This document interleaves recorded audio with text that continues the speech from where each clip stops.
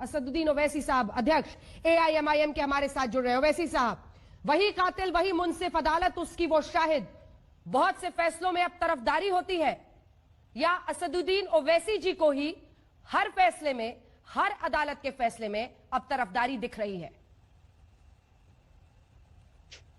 देखिए, मेरा मानना यह है कि ये जो अदालत का फैसला आया है, ये भारत की अदालत की तारीख का एक काला दिन है। मैं इसलिए ये बात कहता हूं क्योंकि सब लोग ये भूल रहे हैं कि 6 दिसंबर 1992 को तो वहां पर लोग जमा हुए थे। वो कैसे जमा हुए? किसने परमिशन दिया था? सुप्रीम कोर्ट ने दिया था। किसने वादा किया था कि मस्जिद को तोड़ा नहीं जाएगा? कल्याण सिंह की गवर्नमेंट ने। अब आप मुझे बताइए कि जब सब लोग सुप्रीम कोर्ट से इजाजत लेकर वहां पर जमा होते हैं और बाबरी मस्जिद के फैसले में कोर्ट ये कहता है कि स्पॉन्टेनियस रिएक्शन था, एक डेढ़ एकड़ के ऊपर ये बाबरी मस्जिद है और कोर्ट ये कहता है कि ये स्पॉन्टेनियस था, क्या इसमें कॉन्स्पिरेसी नहीं हुई, प्लानिंग नहीं हुआ? और क्या चार्जशीट में ये बात नहीं कही गई थी कि कल्याण सिंह ने ये कहा था कि कंस्ट्रक्शन पर रोक है, डिस्ट्रक्शन पर नहीं है? क्या चार्जशीट में यह भी नहीं कहा गया था कि अडवाणी 5 दिसंबर की रात को विनय कटियार से मुलाकात की? आप ये सब चीजें वहां पर हैं, तो फिर आखिर मस्जिद किसने शहीद की? कौन मस्जिद को तोड़ने का जिम्मेदार है? आप तो एक काबिल वकील हैं ओवैसी साहब, आप तो एक काबिल वकील हैं। कोर्ट ने फर्क किया है। मेरी एक बात सुनिए। अगर मैं आज तक के ऑफिस पे कॉल देता हूं कि कल आज तक के ऑफिस पर सुप्रीयो के खिलाफ धरना होगा, और धरना होता है और वहां पर आज तक के 2-3 ओबी वैन्स को जला दिया जाता है, तो आप कॉल करने वालों को जिम्मेदार खड़ा करेंगे या फिर करने वालों को करेंगे? लेकिन मैंने कॉल किया है, मैंने कॉन्स्पिरेसी की है। आप बताइए फिर कैसे लोगों पर केस नहीं साबित हो सकता है? अयोध्या पहुंचने का कॉल किया गया था ना? ठीक है वकील साहब, ठीक है। अब मेरी बात भी सुनिए। कोर्ट ने फर्क किया है आंदोलन करने में, लोगों को बुलाने में, और दूसरी तरफ मस्जिद को तोड़ने में। कोर्ट ने तो उल्टा यह कहा है ओवैसी साहब कि इन लोगों ने रोकने की कोशिश की। अब इस पर क्या कहिएगा? कोर्ट ने रोकने की कोशिश की? लोगों ने, इन नेताओं में से कुछ ने रोकने की कोशिश की कि मस्जिद को मत ढाइए। मेरे पास वीडियोस है, मैं कल डालूंगा, जिसमें साध्वी रितांबरा कह रहे हैं कि एक धक्का और दो, बाबरी मस्जिद शहीद तोड़ दो। मेरे पास वीडियोस हैं कि उमा भारती मुरली मनोहर जोशी से बगलगिर हो रही हैं, उनको मीठा खिला रही हैं। रोक रहे थे वो। अडवाणी साहब की जो सिक्योरिटी में जो विटनेसेस थे, मैं सलाम करता हूं पुलिस ऑफिसर्स को, उन्होंने जाकर कोर्ट में कहा कि इन लोगों की साजिश, कॉन्स्पिरेसी और प्रोवोकेटिव स्पीच की वजह से मस्जिद शहीद हुई। वो मीडिया के लोग, जिनको सलाम करता हूं फ्रेटर्निटी को, जो अपनी जान को खतरे में डालकर वो एविडेंस दिए। कोर्ट ने इन तमाम को डिसरिगार्ड कर दिया। क्या ये बात सच नहीं है मैडम कि सुप्रीम कोर्ट ने सिविल डिस्प्यूट केस में कहा था कि ये एक मुनज्जम साजिश थी, कॉन्स्पिरेसी थी और एक रिलीजियस प्लेस को तोड़ा गया? क्या सुप्रीम कोर्ट ने कहा गया कि नहीं कहा कि नेशनल शेम है, क्रिमिनल एक्ट है, egregious violation of rule of law है? सीबीआई कोर्ट ने सबको भूल गया, कोई एविडेंस को नहीं देते। आप क्या पैगाम देना चाह रहे हैं भारत की जनता को इस जजमेंट के जरिए से? अब आप कह रहे हैं कि इस कोर्ट के किसी फैसले पर इस देश में यकीन नहीं किया जा सकता, क्योंकि आपने सीधा लिखा है बहुत से फैसलों में अब तरफदारी भी होती है। तो क्या आप कह रहे हैं कि अब न्याय प्रक्रिया पर आम हिंदुस्तानी विश्वास ना करें? ना, मैंने हरगिज ऐसा नहीं कहा।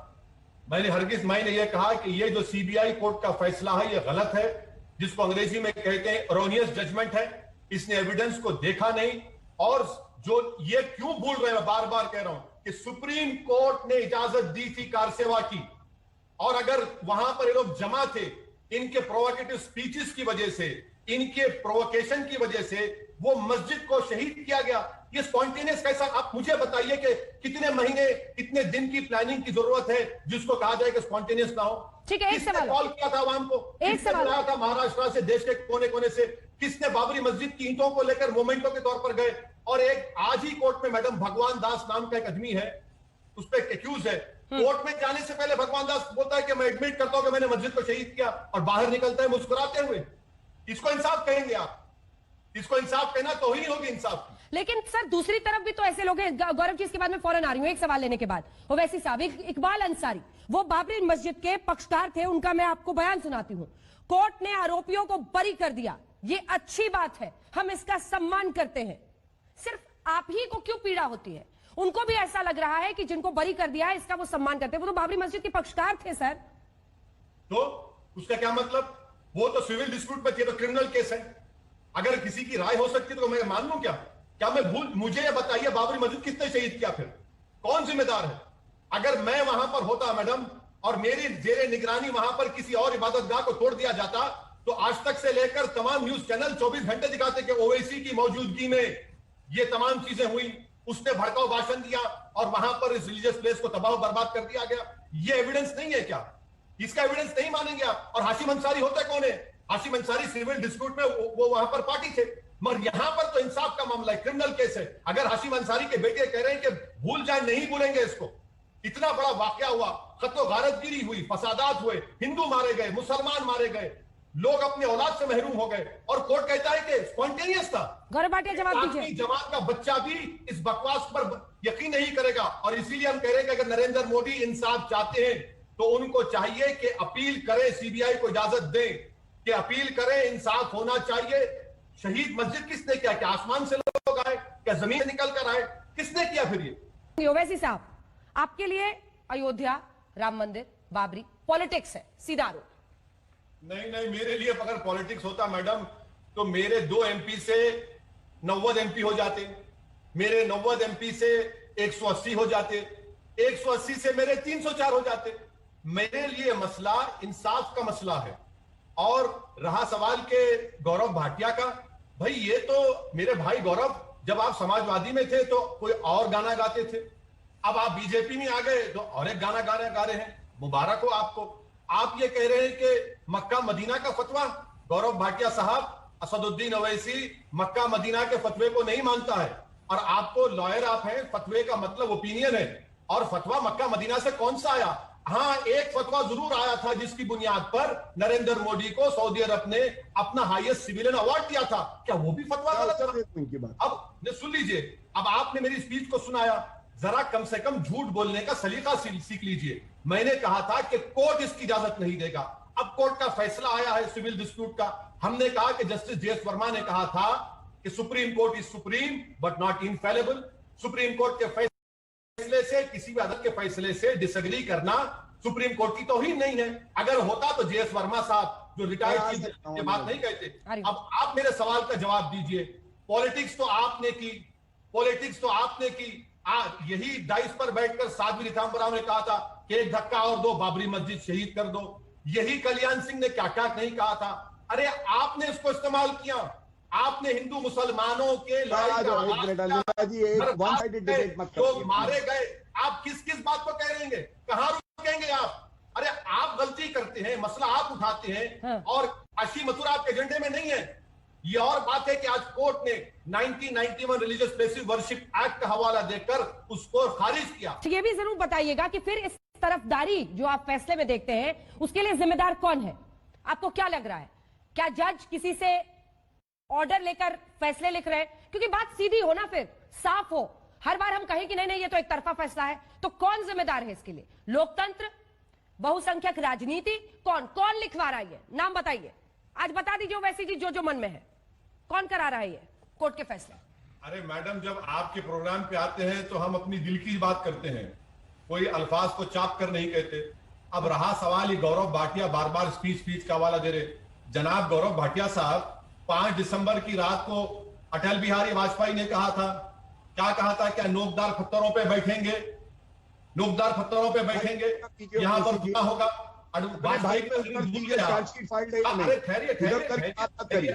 देखिए, आप जब बकवास बक रहे थे तो मैं, गौरव जी बारी से, गौरव जी जब आप बोल रहे थे मैं डिस्टर्ब नहीं किया। सबर रखिए, आप एक प्रैक्टिसिंग लॉयर है, मैं तो नॉन प्रैक्टिसिंग। हाथ जोड़ के विनम्रता से सवाल दोहराया, बट मैं सुन रहा हूँ, बोलिए। नहीं सर, हाथ मत जोड़िए मेरे सामने, मोदी साहब के सामने जोड़िए। आप भारतीय हैं, आपके साथ आपको गले भी लगा सकते हैं। जोड़िए, ठीक है, मेरे सामने हाथ मत जोड़िए सर, आप प्लीज ऐसा मत करिए, मैं शर्मिंदा मत करिए। मैं यही कह रहा हूं कि कोर्ट के फैसले को नहीं माने, कौन सा गुनाह किया? डिसएग्री करना क्या गुनाह है? डिसएग्री करना गुनाह है तो फिर जस्टिस जे एस वर्मा ने क्या कहा था? Supreme court is supreme not infallible. अगर कोर्ट के फैसले को नहीं मानना गुनाह है तो जलीकट्टू के खिलाफ आपने कानून क्यों लाया? अगर कोर्ट का फैसला नहीं मानना गुनाह है तो फिर आपने SC/ST एक्ट में कोर्ट ने फैसला दिया, आपने पार्लियामेंट बिल क्यों लेकर आया? अरे ऐसी कई मिसालें मैं आपको दे सकता हूं। मेरा बोलना यह है कि बीजेपी ने इस मसले को सियासी तौर पर उठाया, अपनी सियासी रोटी सेकी, और भाड़ में जाए बीजेपी के लिए हिंदू मुस्लिम इत्तेहाद। क्या अडवाणी जहां कहीं गए कम्युनल राइट्स नहीं हुआ? क्या हम उसको भूल जाएं? हैदराबाद से लेकर, केरल से लेकर, तमिलनाडु से लेकर कहां का अडवाणी की रथ यात्रा गई, फसाद नहीं हुआ? मैं एक ही सवाल कर रहा हूं, बाबरी मस्जिद को किसने शहीद किया? क्या वहां पर बैठकर अडवाणी मुस्कुरा नहीं रहे थे? क्या अडवाणी की सिक्योरिटी में जो लोग थे, जो ऑफिसर्स थे, मैं उनकी बहादुरी को सलाम करता हूं, उनकी इंटेलेक्चुअल ऑनेस्टी को सलाम करता हूं कि उन्होंने कोर्ट में जाकर बयान दिया। इसीलिए हम कह रहे हैं कि फैसला गलत है। क्या नरेंद्र मोदी की सरकार, भाटिया साहब जवाब दीजिए, क्या आप सीबीआई को इजाजत देंगे अपील करने की? मैं उत्तर देना चाहूंगा। सीबीआई प्रोसिक्यूटर नहीं है?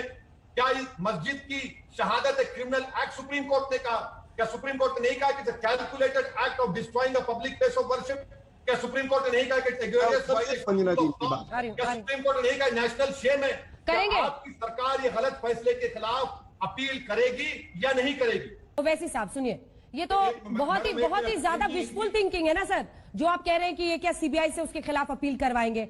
यहाँ रक्षा मंत्री से लेकर सब सत्यमेव जयते लिख रहे हैं और वाहवाही दे रहे हैं और खुशी मना रहे हैं, और आप इन्हीं से अपील कर रहे हैं। ये पोस्चरिंग है क्या आपकी तरफ से? आपने अभी तक मेरे सवाल का जवाब नहीं दिया सर, कौन जिम्मेदार है इसके लिए? क्या आप सीधे जज पर सवाल खड़ा कर रहे हैं? क्या आपको लगता है सरकार फैसले लिखवा रही है कोर्ट में? क्या हो रहा है? या सिर्फ आंखों में धूल झोंक रहे हैं? क्या है? मैडम देखिए, मैं इतना बीजेपी से मेरे करीबी ताल्लुकात नहीं है जितना आपके या आपके लोगों के हो सकते हैं। मेरे को नहीं मालूम जजमेंट लिखा है या लिखा गया है, मगर कोई जजमेंट तो लिखा नहीं सकता पॉलिटिकल पार्टी। मैं ये कह रहा हूं कि जजमेंट गलत है, जजमेंट के खिलाफ अपील होनी चाहिए। और आपने अभी अच्छा कह दिया कि अब जब पूरे के पूरे लोग कह रहे हैं कि वेलकम कर रहे हैं, तो जाहिर है मोदी सरकार सीबीआई को नहीं कहेगी कि अपील करो। ऐसे कई जजमेंट्स हैं जहां पर सीबीआई ने अपील नहीं किया। मैं आपको एक मिसाल देता हूं, हैदराबाद में मक्का मस्जिद में बॉम्ब ब्लास्ट हुआ, कई लोग मारे गए, जख्मी हुआ, लोग एक्विट हो गए, जिस पर मुकदमा था। आपने अपील किया? क्या कहा था कोर्ट में? पार्लियामेंट में क्वेश्चन डाला था, आपने कहा कि नहीं करेंगे अपील। गवर्नमेंट ने जवाब दिया, आप कहते हैं सीबीआई ऑटोनोमस है। दूसरी बात, गौरव भाटिया, आप सुप्रीम कोर्ट का फैसला पढ़े नहीं। सुप्रीम कोर्ट ने अपने फैसले में कहीं पर भी ये नहीं कहा कि एएसआई की रिपोर्ट सही है, वहां पर मंदिर तोड़कर मस्जिद बनाई गई। क्यों झूठ बोलते हैं भाई? आप तो प्रैक्टिसिंग लॉयर है। चलिए पैराग्राफ नंबर को। ओवैसी साहब आप सिर्फ भ्रम फैलाएंगे। कोई आपसे स्पेसिफिक सवाल पूछेगा कि क्या ये जज में आपको गलती दिख रही है या सरकार करा रही है, तो उसमें आप कहिएगा कि आप बीजेपी के करीबी है, इसका जवाब आप दीजिए। क्या ये भ्रम फैलाना नहीं है? क्या ये आंखों में धूल झोंकना नहीं है? और आपका क्या अर्थ है जब आप ये कहते हैं कि आप या फिर आपके लोग बीजेपी के करीब हो, तो इसका जवाब दीजिए। अरे सर, आपने लिखा है ना कि फैसलों में तरफदारी हो रही है, तो आपको समझाना पड़ेगा कि कौन कर रहा है, कौन लिखवा रहा है। मैंने कहा लिख रहा है। कौन लिखवा रहा है? कौन लिख रहा है? जज की गलती है? कौन लिख रहा है? आप बताइए ना सर। कौन लिख रहा है? मैं क्या जानता हूं कौन लिख रहा है? फैसला गलत आया, मैं कह रहा हूं फैसला गलत आया। मेरी राय है, आप रोक सकते क्या? क्या आप मुझे जोर जबरदस्ती करके बोलेंगे वापिस लो, भरम फैला रहे? मुझे ये बताइए, मस्जिद को किसने तोड़ा? किसने सुप्रीम कोर्ट को धोखा दिया? जाकर सुप्रीम कोर्ट अगर परमिशन नहीं देती तो क्या 6 दिसंबर में मस्जिद टूटती थी क्या? सीबीआई के एविडेंस कलेक्शन में कमी थी। एक स्पेसिफिक चीज पर तो पहुंचना पड़ेगा ना सर। क्या सीबीआई के एविडेंस कलेक्शन में, केस बिल्डअप करने में कमी थी? कहां पर कमी थी? बहुत सी चीजें हैं। मिसाल के तौर पर 99 से लेकर 2004 तक अडवाणी होम मिनिस्टर थे, सीबीआई उनके नीचे। 2014 से अब तक बीजेपी की सरकार, होम मिनिस्ट्री बीजेपी के पास।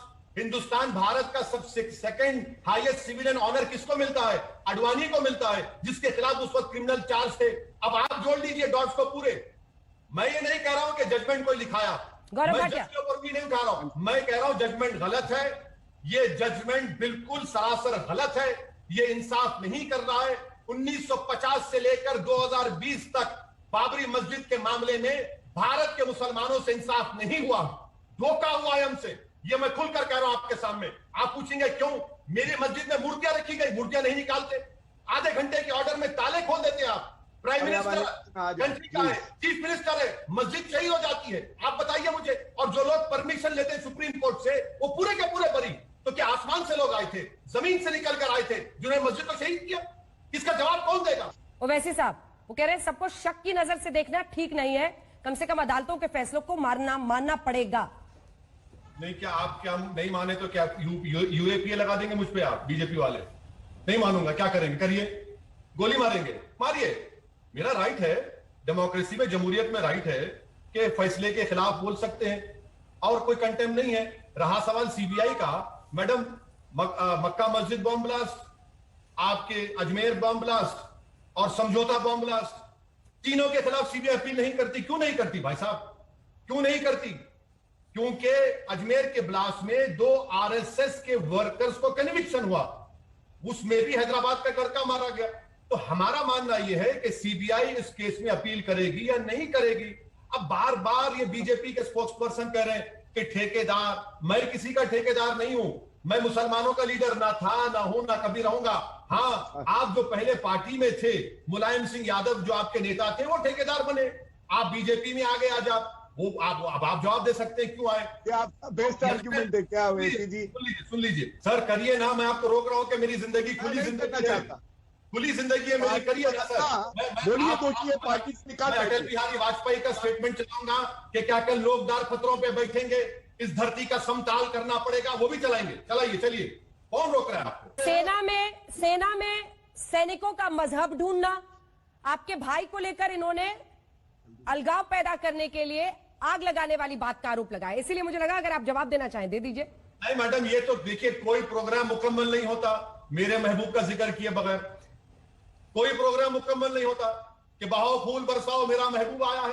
तो अब मैं कितना बोलूं, ये घसीटी पिसीटी कैसे बोलते रहेंगे, मेरे को उससे मतलब ये आज का ओवैसी जी देखिए, हीटेड टॉपिक है और उस पर हीटेड डिबेट तो कर रहे हैं, लेकिन ये बहारों फूल बरसाओ तो आजकल आडवाणी जी के लिए भी आप लोग सब करते थे ना, क्योंकि मोदी जी के कंपैरिजन में सबको आडवाणी जी बड़े सेक्युलर लगने लगे थे। ना ना ना ना ना, कभी नहीं। अगर आज बीजेपी सत्ता में है तो सिर्फ आडवाणी की वजह से है, वाजपेयी की वजह से भी नहीं है। अगर आज मोदी प्रधानमंत्री है तो आडवाणी की वजह से है। अरे इन लोगों के नेतृत्व में तो हार गई थी बीजेपी। इस मुल्क 2004 की हार भूल गए क्या आप? सुनिए, इस मुल्क में जो डिवीजन पैदा हुआ है हिंदू मुसलमानों के दरमियान में, उसकी तो बुनियाद श्री आडवाणी ने की थी, वही तो जिम्मेदार है। आज जो आडवाणी साहब ने जो काम किया उसका ये फायदा उठा रहे हैं। अब क्या कोई अगला कदम आप सोच रहे हैं? क्योंकि ऐसी जानकारी आ रही थी कि हो सकता है मुस्लिम पर्सनल लॉ बोर्ड इस मामले को लेकर नए सिरे से उठाए, क्योंकि आप उससे भी जुड़े हुए हैं। दोनों पर आपका जवाब। मैडम, गौरव भाटिया ने जो बात कही है, मैं उनसे पूछना चाह रहा हूं कि उत्तर प्रदेश में तो ठाकुरों का राज है। एक क्रिमिनल का एनकाउंटर हो गया तो उसको जलाने की जिम्मेदारी दी गई। एक दलित की बच्ची का रेप होता है, आपकी बहादुर रिपोर्टर आज तक की, उस खानदान क्योंकि दलित थी उसको जलाने की इजाजत नहीं दी गई, मां बाप को दूर रख दिया गया। आप बात कर रहे हैं, आप बात कर रही हैं। अरे भाई, तुम तो गैंगस्टर को इजाजत दिए, और एक दलित बच्ची जो मर गई उसकी जबान काटा गया, उसके भाई मां बाप को आपने उसके आखिरी रसूमात अदा करना नहीं दिया। गौरव भाटिया साहब, कभी कभी अपने गिरेबान में झांक कर देख लीजिए कि उत्तर प्रदेश में तो ठाकुरों का राज है। हर जगह ठाकुर ठाकुर ठाकुर, और आप मुझे बोल रहे हैं हिंदू मुस्लिम। भाई साहब, आप ये बात मत करिए। हाँ, मैं इस फैसले के खिलाफ था और रहूंगा और खुलकर बोलता रहूंगा। हम ये उम्मीद करते हैं कि सीबीआई को अपील करना चाहिए, और अगर सीबीआई नहीं करता तो पर्सनल लॉ बोर्ड और भारत के वो लोग जो आज भी इंसाफ को मानते हैं, इंशाअल्लाह वो अपील करेंगे इस गलत फैसले के खिलाफ।